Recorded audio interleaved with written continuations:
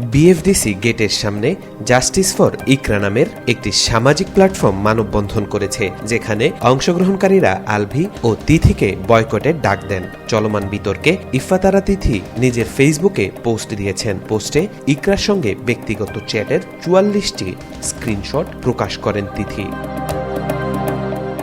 ইকরার মৃত্যুকে ঘিরে বিনোদন অঙ্গনে চলছে আলোচনা সমালোচনা। ইকরার পরিবার দাবি করেছে আলভির সঙ্গে সহকর্মী ইফফাতারা তিথির সম্পর্কের জেরে মানসিকভাবে ভেঙে পড়েছিলেন ইকরা।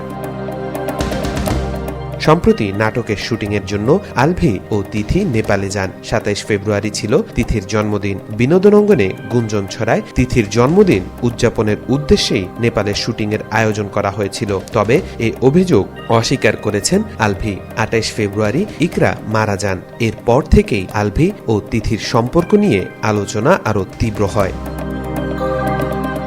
ব্যক্তিগত চ্যাটের স্ক্রিনশট প্রকাশ করে তিথি বলেন, ভেবেছিলাম এইগুলা পাবলিকালি দিব না, প্রশাসনের প্রয়োজন হলে সেখানে দিব, সবার সম্মান রক্ষার্থে। কিন্তু আমাকে যেভাবে হ্যারাস করা হচ্ছে আর চুপ থাকা গেল না। অলরেডি কিছু জায়গায় অডিও স্টেটমেন্টও দিয়েছিলাম। আর যারা নিজেরা খুব সাধু সাজছেন, আপনারা কি সেটার আমলনামাও আছে। দীর্ঘ ফেসবুক পোস্টে তিথি দাবি করেন, আলভির সঙ্গে তার সম্পর্ক নিয়ে যেসব অভিযোগ উঠেছে সেগুলো ভুল ব্যাখ্যা ও অপপ্রচার। ইকরার সঙ্গে তার সম্পর্ক বন্ধুত্বপূর্ণ ছিল বলে আগেই পরিষ্কার করেছেন।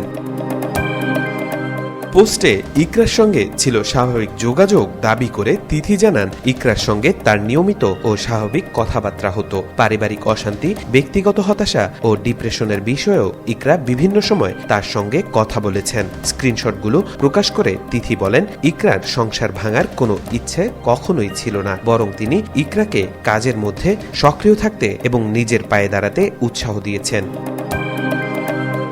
তাওফিকুল ইসলাম, আজকাল।